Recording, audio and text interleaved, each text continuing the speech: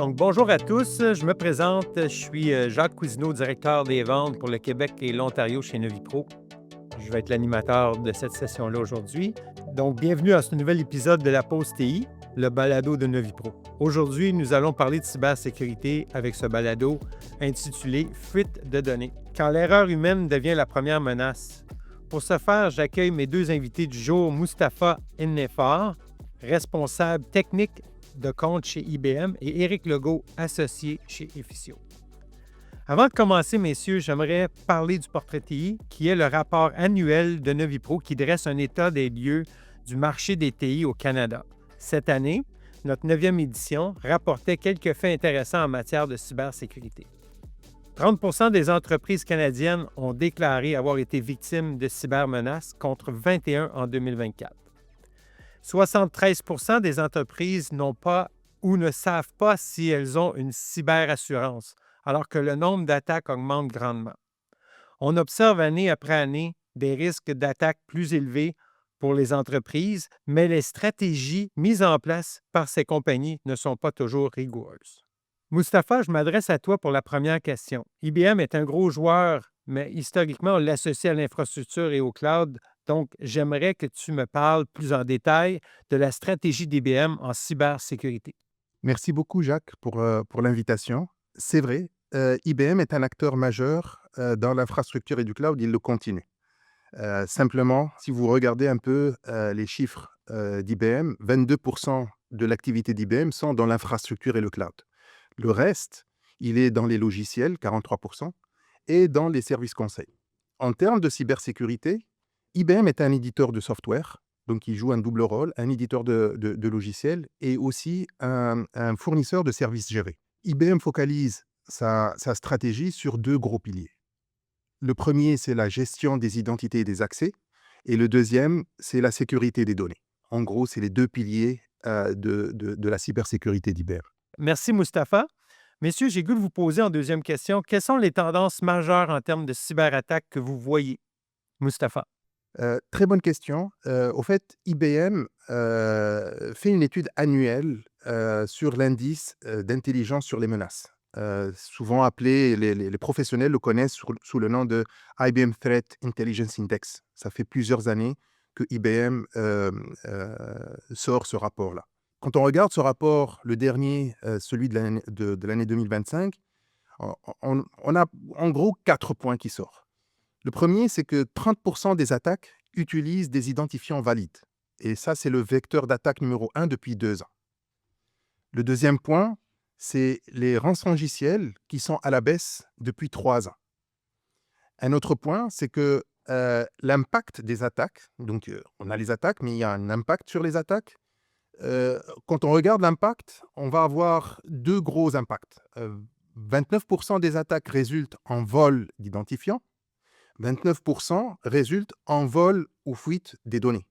Donc ça, c'est les deux grosses tendances. Pourquoi pourquoi les pirates font ces attaques-là. Un dernier point, c'est que en termes d'industrie, l'industrie manufacturière reste la cible numéro 1 dans le monde des pirates, avec 26% des incidents qui touchent ce secteur d'activité. Merci, Mustapha. Éric, j'ai envie de t'entendre sur la question. Oui, merci Jacques. Je pense qu'en effet, l'utilisation d'identifiants valides a vraiment la cote. J'apporte peut-être un bémol. Je regarde les organisations avec lesquelles je travaille, les PME au Québec. On parle du rançongiciel qui est à la baisse dans les statistiques, rapports d'IBM. Mais sur le terrain, dans nos PME au Québec, c'est encore très présent. Rançongiciel, hameçonnage.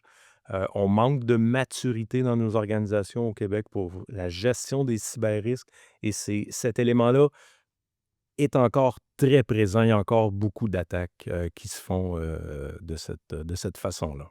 Merci, Éric. Vous mentionnez une baisse des rançongiciels. Est-ce qu'on connaît la raison de cette baisse? Mustapha. Oui, d'abord, les entreprises sont mieux protégées. Donc ils sont mieux protégés contre ce type d'attaque précisément. Donc, et deuxième chose, c'est que les victimes payent moins de rançon. et ils font de plus en plus de poursuites. Donc pour les pirates, c'est un risque qui est accru. C'est pour ça que, il y a un virage vers d'autres types d'attaques plutôt que les, rançongiciels. C'est ça la vraie raison, c'est ce qu'on pense. OK. Éric? Oui, ben écoute, Jacques, moi, je demeure encore avec mes PME au Québec, mes PME chéries. C'est sûr et certain que, comme on disait tantôt, je le disais tantôt, il y a une baisse. Néanmoins, malgré les chiffres, le niveau de maturité des organisations est vraiment pas là. Et il y a encore beaucoup d'attaques qui se font à ce niveau-là. Et peut-être un petit commentaire au niveau du secteur manufacturier. C'est un secteur qui, on parle, c'est le secteur numéro un qui ressort dans le rapport d'IBM. Et au Québec, c'est important. Ce secteur-là, au niveau de l'économie du Québec, est hyper important. Euh, Déjà qu'on constate que l'innovation n'est pas très présente au Québec, on a un retard là-dessus avec une mauvaise gestion des cyberrisques, une maturité qui n'est pas encore à la page. Notre secteur manufacturier au Québec peut avoir des gros impacts des différentes attaques. Et on parlait de fuite de données tantôt. C'est d'autant plus important pour eux parce qu'ils sont vulnérables, mais en plus, souvent, on peut parler d'outils, mais de processus qui ne sont pas là et ils ne savent même pas qu'ils ont une fuite de données. Il y a un manque de transparence pour nos organisations là-dessus. Donc, c'est vraiment, c'est majeur pour nos organisations. Merci, Éric. Vous parlez beaucoup de vol d'identifiants et d'attaques avec des identifiants volés, mais j'imagine que les compagnies sont bien outillées aujourd'hui avec des systèmes de gestion des identités et des accès. Est-ce suffisant? Mustapha, j'aimerais t'entendre. Excellente question, Jacques. Il y a 2 aspects. Le premier, c'est que bien que les entreprises sont outillées, mais il reste des zones d'ombre. Les professionnels, de la cybersécurité chez les clients connaissent, souvent leurs faiblesses. Donc, il va y avoir des applications critiques qui sont développées depuis un certain nombre d'années, qui, eux, ne sont pas aux normes, de la sécurité, type, l'authentification multifacteur et tout ça. Donc il reste des zones d'ombre. Deuxième chose, les bonnes pratiques en termes de gestion des identités et des accès, sont mises en place, mais Heu, souvent, il y a un manque de visibilité sur l'efficacité de ces protections-là. C'est-à-dire, nous mettons en place, nous sommes outillés, nous mettons en place les protocoles, mais on n'a pas suffisamment de retour d'action ou de retour sur l'efficacité de ces contrôles-là et là, c'est un point majeur. OK. Éric? Oui, je pense qu'en effet, les contrôles, je parlais de processus tantôt, c'est hyper important. Bon, tu parlais d'outils dans ta question. Il y a beaucoup des entreprises avec lesquelles on collabore au Québec, avec lesquelles on travaille, n'ont même pas d'outils. Mais quand ils ont, parce qu'ils n'ont pas les moyens dans bien des cas. Cependant, s'ils ont des outils, heu, les gens techniques qui nous écoutent vont rire parce que je vais faire l'allusion avec le sapin de Noël, hein. Donc on va installer un outil, mais il n'est pas configuré. Donc les alertes sont partout et on n'a pas de processus en place pour les gérer. Donc c'est très important. Si on veut que les outils livrent leurs promesses, ça prend des bons processus à l'interne, des bonnes configurations et comme Mustapha l'a dit, d'avoir un retour, un suivi là-dessus, d'avoir une visibilité sur nos environnements. Et à la base, je reviens avec ça, je l'ai dit tantôt, formation, sensibilisation aussi auprès des utilisateurs, c'est très important. On a une coopérative au Québec il n'y a pas très longtemps qui a vécu une fuite de données importante. Il faut s'en rappeler et il faut bâtir là-dessus. C'est important, former, sensibiliser nos utilisateurs, nos employés. Très bien dit, Éric. J'ai envie de vous demander, pourriez-vous me donner un exemple, des exemples concrets de risques en matière de gestion d'identité et comment les entreprises peuvent s'en prémunir? Mustapha, je vais commencer avec toi. J'aimerais apporter 2 exemples. Le premier exemple, c'est l'exemple du bypass de l'authentification multifacteur ou du PAM, le Privilege Access Management. C'est-à-dire, dans l'entreprise, je mets en place, cette authentification multifacteur. Simplement, il arrive que des authentifications sont faites à des systèmes critiques sans passer par l'authentification multifacteur. Ça, c'est le premier cas de figure. Le deuxième cas de figure qui peut arriver, c'est que moi, dans l'entreprise, je vais avoir des individus qui pensent bien faire, qui exploitent des gestionnaires de mots de passe à l'extérieur de l'entreprise, pensant bien faire. Sauf que ce gestionnaire de mots de passe n'a pas été validé par l'équipe de cybersécurité de l'entreprise et ça représente un risque pour l'entreprise elle-même. Donc ça, ce sont deux aspects, deux cas de figure qui ne sont pas visibles au premier degré et pour lesquels il va falloir faire une recherche particulière pour trouver ces failles-là. Éric, as-tu des exemples à nous donner de ton côté? Oui, ben, je pense que, bon, Moustapha a une série d'exemples qui sont vraiment concrets, en effet. La gestion des identités dans nos organisations au Québec, ce que je vois, c'est, encore une fois, c'est assez faible. Le admin, on le connaît tous. Malheureusement, il est encore présent. Ça nous expose et ça nous enlève une traçabilité aussi, de voir un peu qu'est-ce qui s'est passé si jamais on veut reculer dans le temps, voir comment une faille s'est produite, comment une attaque s'est produite. Bien, une mauvaise gestion des identités va nous enlever cette traçabilité-là, cette visibilité-là. OK. Merci, Éric. Prochaine question. L'IA est sur toutes les lèvres. Tout le monde veut avoir de l'IA. Donc, qu'en est-il de l'IA dans ce contexte? Mustapha? Je reviens au rapport. Donc, on ne voit pas réellement la trace d'attaque massive contre l'IA aujourd'hui. Je pense que ceci ne va pas tarder. Au fait, la raison pour ça, parce que le projet d'intelligence artificielle sont encore au stade pilote. Donc, probablement, avec le passage à la production de ces projets-là, on va avoir de plus en plus d'attaques contre l'IA. Un deuxième aspect, c'est qu'aujourd'hui, le monde de l'IA, il est encore assez fragmenté. L'absence d'une réelle dominance sur la technologie IA fait que les pirates n'investissent pas suffisamment pour l'instant. Dès le moment qu'on va avoir 2 ou 3 majeurs qui vont sortir, les pirates vont investir pour les attaquer, ces technologies-là particulièrement. Nous voyons aussi que les pirates utilisent déjà l'intelligence artificielle. Quand on regarde ça dans le dark web, les pirates utilisent l'intelligence artificielle dès maintenant. Merci, Mustapha. Éric, de ton côté?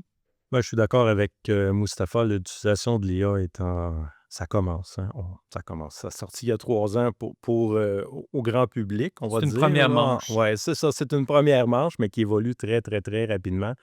Donc, évidemment, nos organisations sont pas, je reviens encore toujours avec nos organisations au Québec, sont vraiment en montée en compétences, mais vraiment au tout début de la première période de justement cet effet-là. Donc, on est encore dans le stade de conscientisation. On n'a pas de politique en place, on n'a pas de directive en place. Cependant, ça va à une vitesse grand V.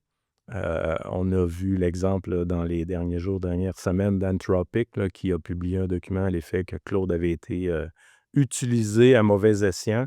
Donc, je pense qu'il faut être très vigilant parce que ça s'en vient rapidement à ce niveau-là. Et la beauté des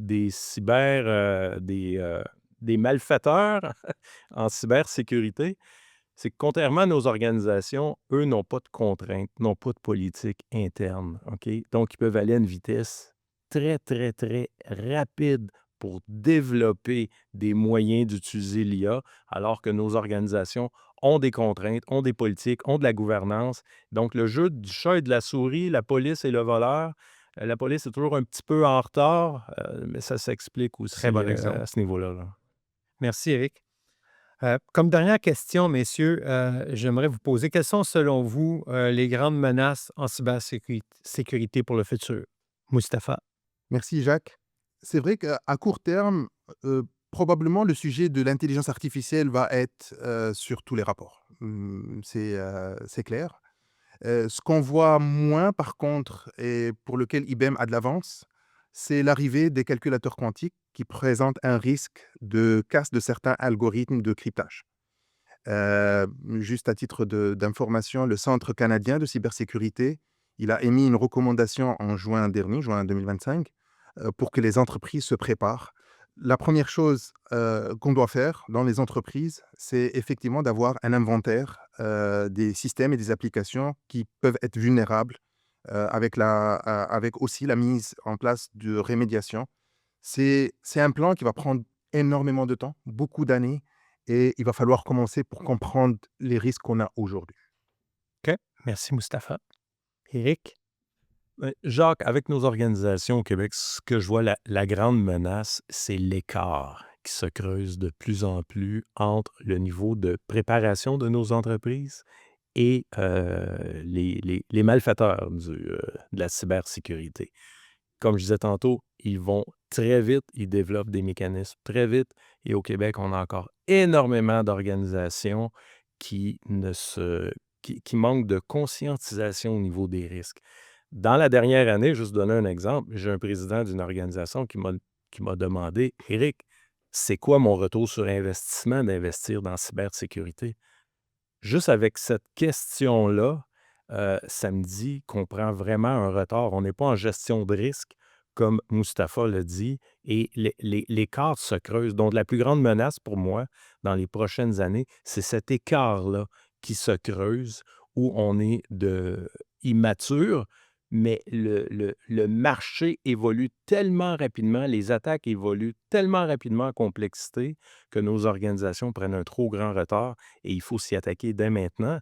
Et pour nos PME, je pense qu'une bonne façon de s'aider là-dedans serait d'investir dans des services gérés, de se faire accompagner par des organisations qui vont nous emmener la visibilité qu'on n'a pas, qui vont nous emmener les bons processus de protection qu'on n'a pas aujourd'hui.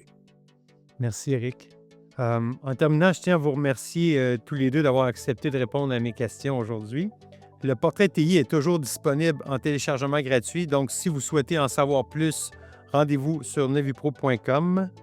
Je m'appelle Jacques Cousineau. À la prochaine.